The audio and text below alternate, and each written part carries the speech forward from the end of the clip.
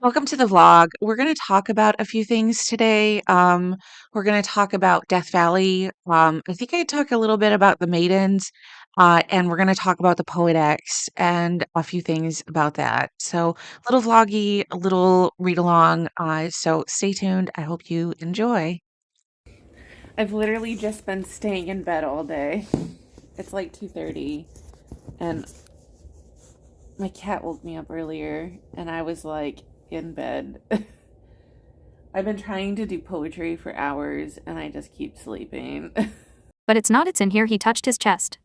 Deep within you. Mariana blinked, feeling exposed and embarrassed. She shook her head. I don't know what you mean. Well, my advice is pay attention to it. Get friendly with it. We should always pay attention when our body tells us something. That's what Ruth says. He suddenly looked a little awkward, perhaps sensing he had overstepped the mark. He glanced at his watch. I should go. I have to meet my wife.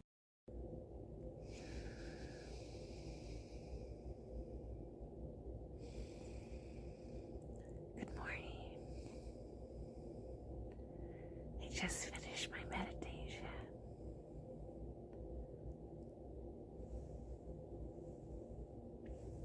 I was just laying here.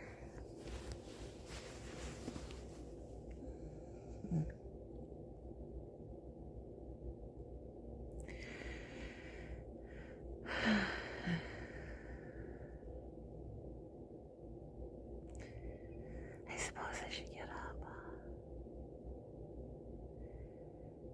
Okay. I'm wearing my new David Lynch t-shirt. It says Peace on Earth. I bought it from his Amazon store just after he died. So it's like my little thing for the world, like peace on earth. Hopefully we have peace on earth. I love this Dr. Bronner's toothpaste. It makes me excited about brushing my teeth because the flavor is spearmint, so it tastes like chewing gum. Because usually you get that like crest, which is like just a regular like mint taste, and I gag usually with that crest flavor. But the spearmint, it's actually really pleasing. I'm like, oh, this is nice. So, if you don't like the taste of toothpaste and want something that tastes more like gum, get Dr. Bronner's, I suppose. It's my endorsement. I'm eating soup for lunch. I have to go pick up my order from Meijer. I did a pickup order. It's so convenient. It's just, I got like a couple things, but I just wanted to do a pickup order because I do pick up everything at Meijer now. I don't even care if it's like just a couple things. I just do not want to go into Meijer.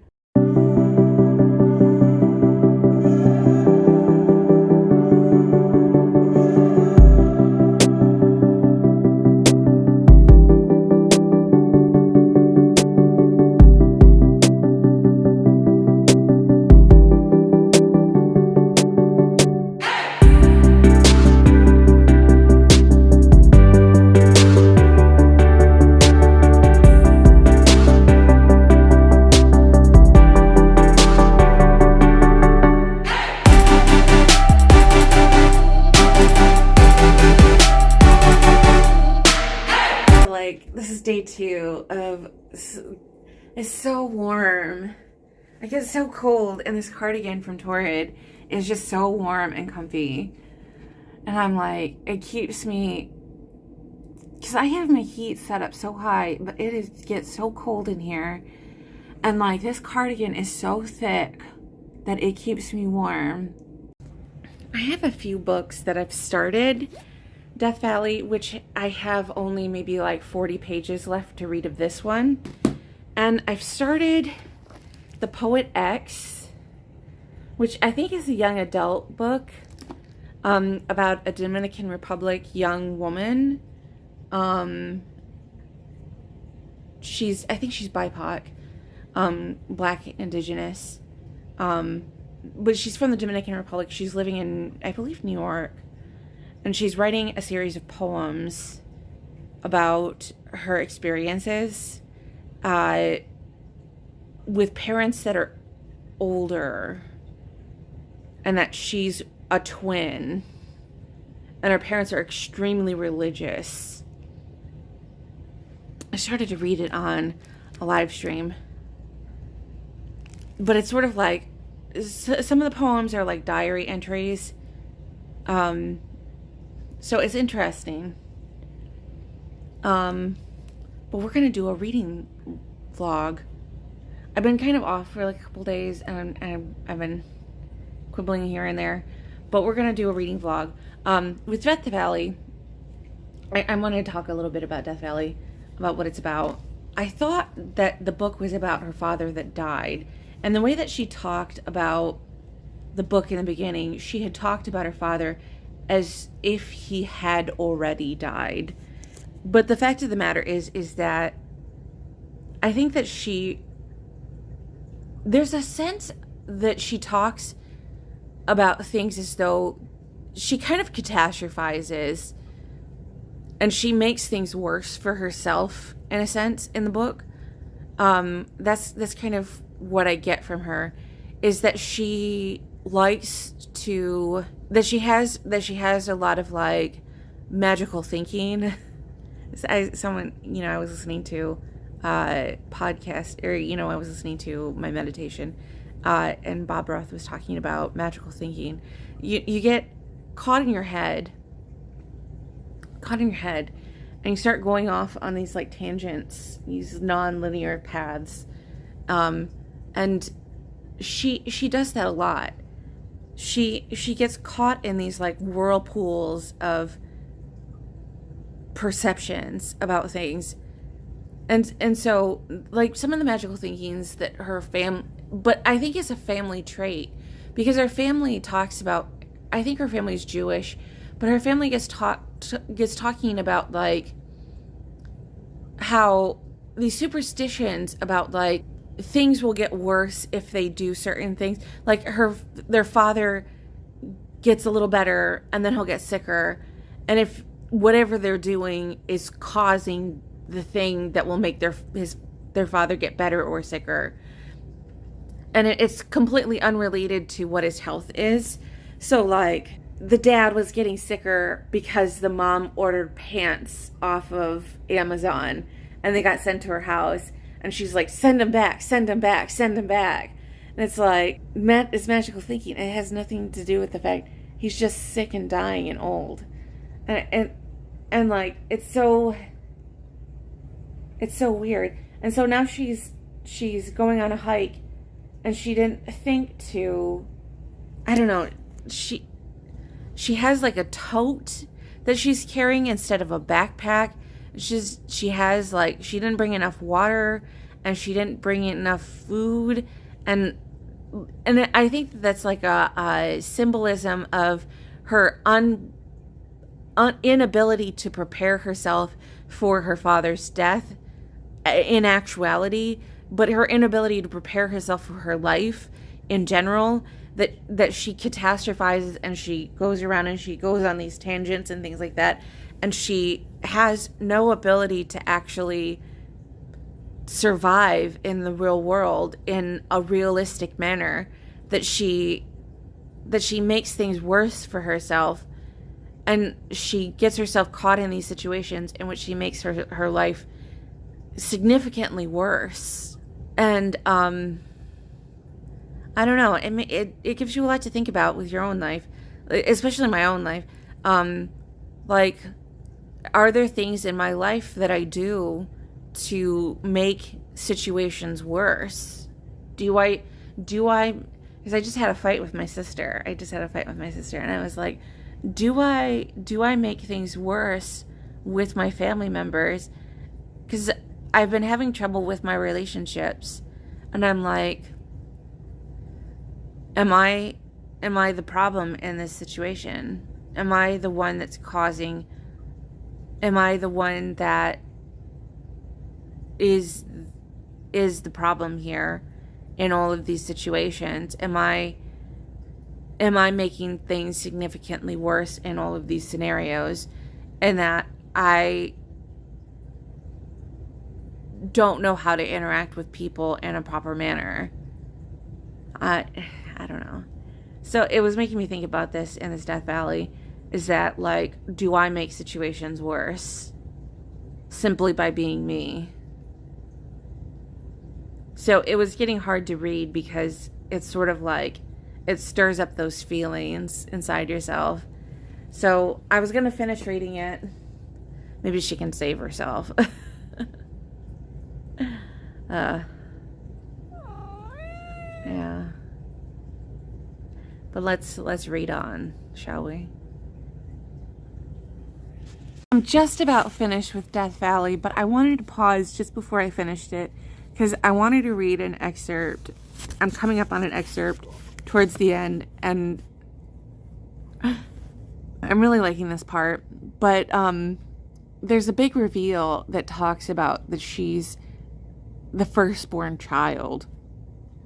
And there's something about that, being the firstborn, that there is a sense of trying to figure out and make your way in the world.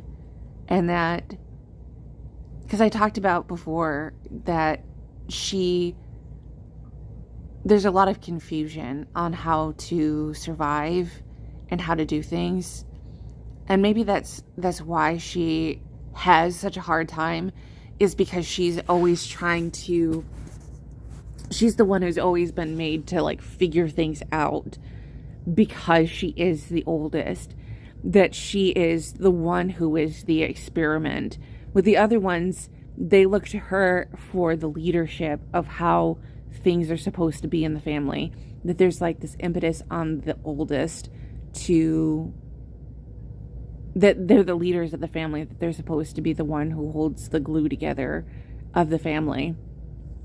And that there's a sense of, with being the eldest, that they are basically like, because I've read a lot of like philosophies about like what it means to be birth order in families, and like what the psychology of birth order in families, and it depends on cultures, but like in Western culture specifically, firstborn children are basically like mini representations of the parents. Like the parents put so much impetus on the firstborn child, and they treat that firstborn child as a gift, that like they are so proud of that firstborn child, but there's so much expectation on that firstborn child. So like they see that firstborn child as like mini versions of themselves. So they expect that firstborn child to act the most like them.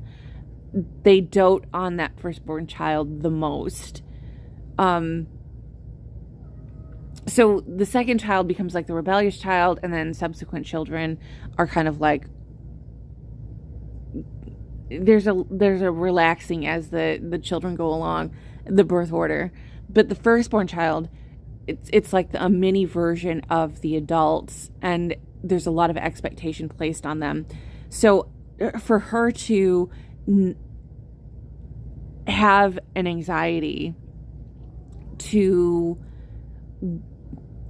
feel as though she doesn't know her place in the world, and screwing up her relationships and not knowing how, having superstitions coming from her parents, and dealing with the death of her parents, or at least, because we're finding out that her father hasn't died while she's in the desert, or that,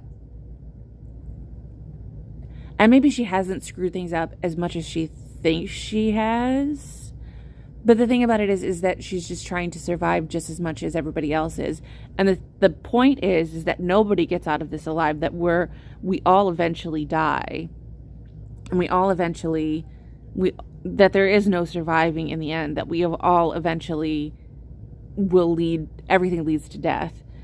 And that's a scary thing, that, as much as we try to survive, there's no surviving. And so confronting death as you age is terrifying. And being the oldest, it's sort of like the impetus is that you're going to die first of your siblings. So I wanted to read this excerpt. I asked the dying rose to please explain what's so wonderful about it. I am going to crumble, she says, but then I become something else. I'm going to become part of everything. Rocks and reptiles and pinyon pines and spiders and seeds and creosote bushes and fire and rabbits and cactus flowers and bighorn sheep and even rain. There's a beauty and youth for me yet. You have a good attitude, I tell her, crunching a few ice chips. Love the unbecoming, says the rose. Love the unbecoming something else. Don't fear the unbecoming. Turn, and all of that. But I do fear it, I say, or I forget to not be afraid. I forget God because God is always changing. The luminous entourage, too many sources. Infinite, says the rose. I'd like one invariable God, I tell her. One little fort of certitude inside myself where I can return again and again. A permanent shelter where I know how to find my way back. A fort like this would make me a Justin. Would the fort be made of certitude, said the rose, or would it be only made of words, that you could wake up tomorrow and see a fort only made of words and it would make you afraid again? A long to be unafraid. There is no way to be unafraid other than to let each transformation be what it is. And I can't use words for that? Well, said the rose, what happens when a novel ends? Which novel? Yours. Good question. Because the novel's about to end. But there's a lot that's said in that, becoming part of everything. And that's why I meditate, is that it helps me become works on part of everything.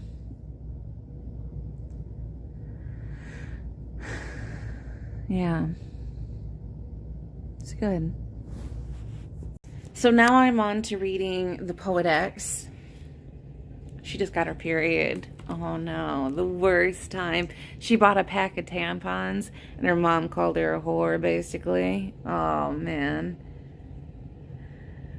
It's because she put them in wrong and she started bleeding and she cried and her mom was like, only whores wear tampons because you can de-virginize yourself. And I was like, man. And I want to read this poem because I really like it a lot. It's called Church Mass. When I was little, I loved Mass, the clanging tambourines and guitar, the church ladies singing hymns and merengue rhythms, everyone in the pews holding hands and clapping. My mother, tough at home, would cry and smile during Father Sean's mangled Spanish sermons. And it's just when Father Sean starts talking about the scriptures that everything inside me feels a little too full, too dirty kitchen sink. When I'm told girls shouldn't. When I'm told to wait, to stop, to obey. When I'm told to be like Delilah, Lot's wife. Told to not be like Delilah, Lot's wife, Eve. When I'm the only girl I'm supposed to be was the impregnated virgin who was probably scared shitless. When I'm told fear and fire are all like this life to hold for me. When I look around the church, none of the depictions of angels or of Jesus and or Mary, none of the disciples look like me. Marined up, I'm big and angry. When I'm told to have faith in the Father, the Son, and men are the first ones to make me feel so small. That's when I feel like a fake. And I nod and clap and say, Amen and Alleluia. And the feeling in like this house, his house, is no longer the one I want to rent. I'm like crying. This is really moving. She wrote this poem called Spoken Word. When class starts, Mrs. Galliano projects a video, a woman on stage, her voice quiet, then louder and faster like an express train picking up speed. The poem talks about being black, about being a woman, about how beauty standards make it seem she isn't pretty. I don't breathe for the entire 3 minutes while I watch her hands, her face, feeling like she's talking directly to me. She says the thoughts I don't think anyone else had. We're different, this poet and I, in looks and body and background. But I don't feel so different when I listen to her. I feel heard. When the video finishes, my classmates, who are rarely excited by anything, clap softly. And although the poet isn't in the room, it feels right to acknowledge her in this way, even if it's only a polite applause, my own hands moving against each other. Mrs. Galliano asks about the themes and presentation style, but instead of raising my hand, I press it against my heart and will the chills on my arms to smooth out. It was just a poem, Xiomara, I think, but it felt like a gift.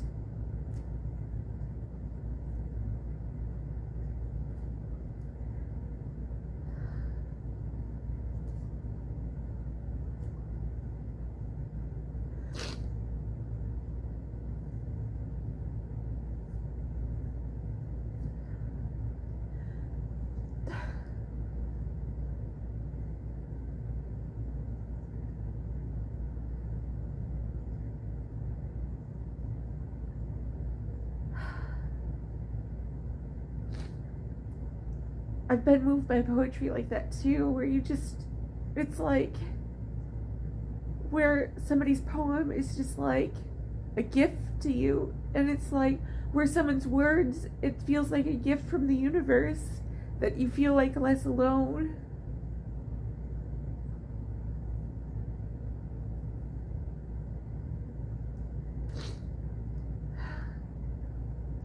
And that's why I read, and that's why, because it helps you think. It's a gift. And because they're banning books, it feels like such a privilege sometimes to be able to think and to have those things, because they feel like they try to take it away. And we go through history where, in European history, where people were not taught to read because they kept, and American history, where slaves were not taught to read and be educated because it's a class war. It's a race war, it's a class war. But if you want to keep someone down, if you want to keep a whole group of people down, you keep them uneducated. By educating them, it's a way of setting them free. And education is a privilege. Education is a means of setting yourself free. And it is a gift. It's a gift.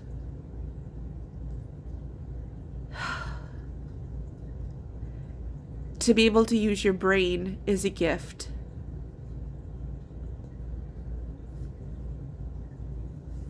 And I'm sorry I'm getting so emotional about it, but it really is a beautiful thing. I wish more people, in the age of technology, people don't stop and just, I love reading as much as the next person, and I love devouring books as much as the next person. But when you can sit there and appreciate a piece of work for what it is, when you can stop doom scrolling, and when you can stop just the noise and the clatter, and you can stop just the drama and the arguments and all of those things, and you can just sit there with a book. And just, you don't even have to watch TV. You don't even have to do any of that stuff. You can just sit with a book. And you and an author from a previous time, it could be 100 years in the past. It could be 10 weeks in the past. It could be a couple years in the past. Whenever. But you and this author from history are communing and having a moment in which you are interpreting their work. And guess what? Because of your perspective, because of who you are, you're interpreting it in a unique and interesting way. Every single time. Every single person will have.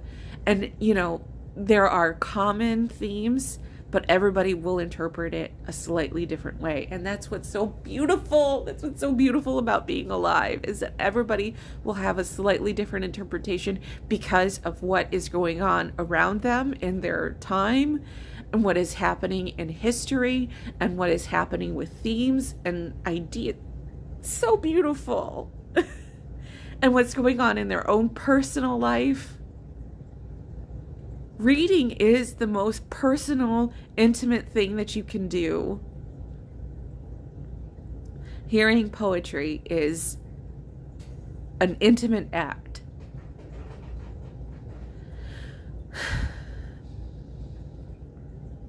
It's a gift.